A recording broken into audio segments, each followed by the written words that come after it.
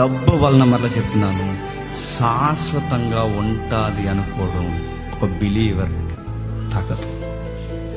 బయట లెక్కలు వేరేమో, మన లెక్కలు వేరే.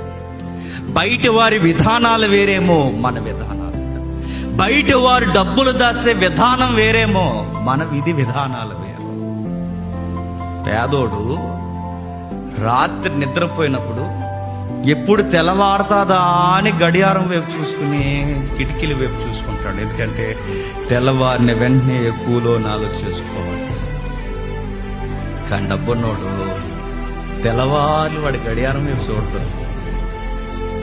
మన సౌండ్ వచ్చింది అనుకోండి, బీరువా వైపు చూడతాడు. సౌండ్ ఏమైనా వచ్చింది అనుకోండి, వస్తువు వైపు చూస్తాడు. డబ్బున్నవాడు మెలుగు వచ్చినప్పుడల్లా బీరువా వైపు చూస్తాడు. డబ్బు లేనోడు గడియారం వైపు, కిటికీల వైపు చూసి